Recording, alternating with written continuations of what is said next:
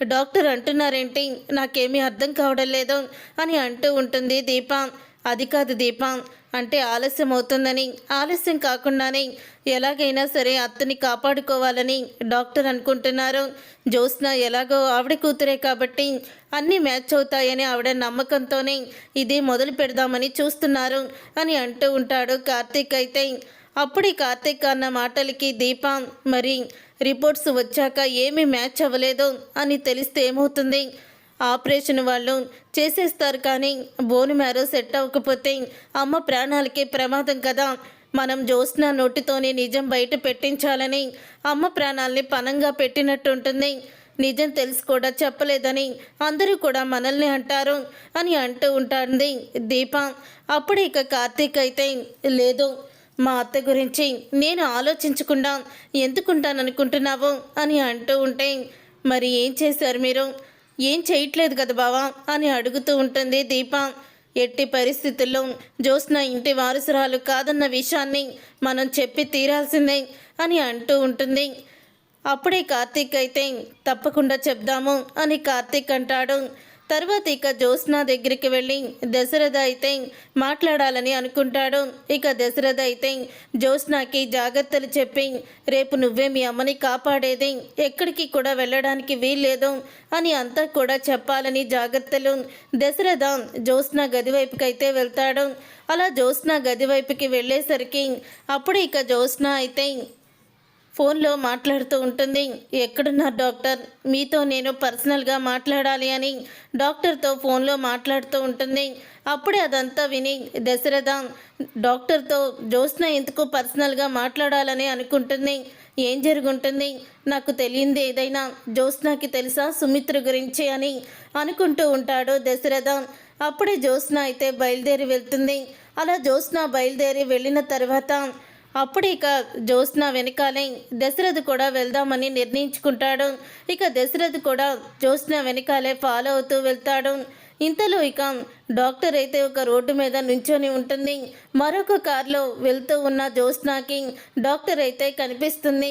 ఇక డాక్టర్ కనిపించడంతో అప్పుడే జ్యోత్స్న అయితే కారు ఆపి, మీ గురించే వస్తున్నాను మేడం అని అంటూ ఉంటే, ఏంటి జ్యోత్స్న, నా గురించా, ఎందుకు అని అడుగుతూ ఉంటుంది డాక్టర్. ఏం లేదు డాక్టర్, నాకు చిన్న మీరు సహాయం చేయాలి అని జ్యోత్స్న అంటూ ఉంటుంది. అదే నేను రిపోర్ట్స్ ఇచ్చాను కదా, ఆ రిపోర్ట్స్ ఇక మీరు మా చేతికి ఇవ్వాల్సిన అవసరం లేదు, ఎక్కడైనా పాడేయండి అని అంటూ ఉంటుంది జ్యోత్స్న. లేకపోతే రిపోర్ట్స్ అంతా కూడా మ్యాచ్ అయ్యేటట్టు చూడండి అని అనగానే, అదేంటి రిపోర్ట్స్ మ్యాచ్ అయ్యేలా చూడమని అంటున్నావు?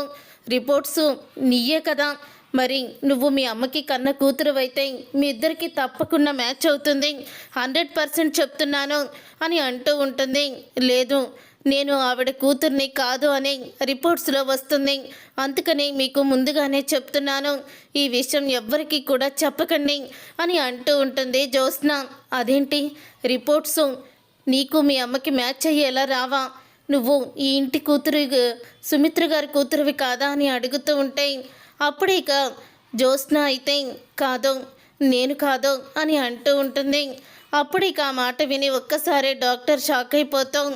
మరి ఆవిడ కూతురువి కానప్పుడు ఎందుకు బోన్ మ్యారోకి ఒప్పుకున్నావో? ఇప్పటి వరకు నువ్వు నిజాన్ని ఎందుకు చెప్పలేదు? ఒకవేళ నిజం చెప్పుంటే ఎవరైనా డోనర్స్ నన్నా చూసేవాళ్ళం కదా. ఆలస్యం అయ్యే కొద్దీ సుమిత్ర గారి ప్రాణాలకే ప్రమాదం అని అంటూ ఉంటుంది డాక్టర్. అయితే అప్పుడే జ్యోత్స్నాని ఫాలో అవుతూ వచ్చిన దశరథ వాళ్ళ మాటల్ని వినేస్తాడు. ఇక వాళ్ళ మాటల్ని వినేసి, జ్యోత్స్న మా కన్న కూతురు కాదా, రిపోర్ట్స్ మార్చమని డాక్టర్కి డబ్బులు ఇస్తానంటుంది అని అనుకుంటూ ఉంటాడు దశరథ. అప్పుడే జ్యోత్స్న అయితే, చూడండి డాక్టర్, మీరే ఏదోలాగా నన్ను గెలిపించాలి, బోన్ మ్యారో ఇవ్వడానికి ఎవరైనా దాతలు ఉంటే వాళ్ళని వెంటనే మీరు సంప్రదించండి, ఎంత డబ్బు కావాలన్నా నేను ఇస్తాను అని జ్యోత్స్న అయితే చెప్తూ ఉంటుంది. అప్పుడే ఇక డాక్టర్ అయితే, చూడమ్మా, ఉన్నది ఉన్నట్టుగానే నేను అందరికీ కూడా చెప్తూ ఉంటాను, నువ్వు డబ్బులు ఇస్తే తీసుకొని పనిచేసే డాక్టర్లు వేరే ఉంటారు, కానీ నాకు పేషెంట్ ప్రాణాలే ముఖ్యం. కానీ పేషెంట్ ప్రాణాలు ఏమైపోయినా పర్వాలేదు, నేను మాత్రం వాళ్ళ కన్న కూతురు కాదన్న విషయం బయటపడకూడదని బోన్ మ్యారోని చేశామని చెప్తున్నావే.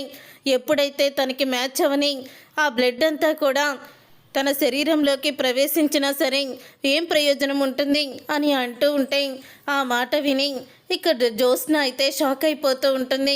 ఇక జ్యోత్స్న షాక్ అయిపోతూ మీరే ఏదోలాగా నన్ను గెలిపించాలి, ఇప్పుడు ఈ నిజం బయటపడితే అందరూ నన్ను ఇంట్లో నుంచి బయటికి గెంటేస్తారు మేడం, ఏదోటి చెయ్యండి మేడం అని బ్రతిమలాడుతూ ఉంటుంది జ్యోత్స్న.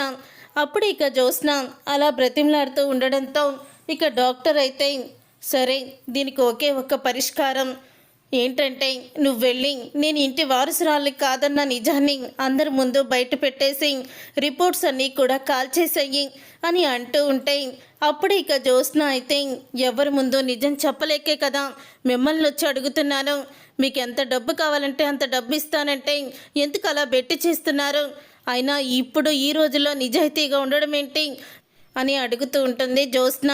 నా గురించి మీకు తెలియదు మేడం, నేను తలుచుకుంటే ఏదైనా చేయగలను అని జ్యోత్స్న అనడంతో జ్యోత్స్న చంప పగలగొట్టి సుమిత్ర గారి కన్న కూతురు కాదని ఆ కుటుంబానికి తెలిస్తే నిన్ను గుమ్మంలో కాదు కదా ఆ ఇంటికి ఎదురు ఉన్న రోడ్డు మీద కూడా నిన్ను నిలబడనివ్వరు అని చెప్పి అంటూ ఉంటుంది.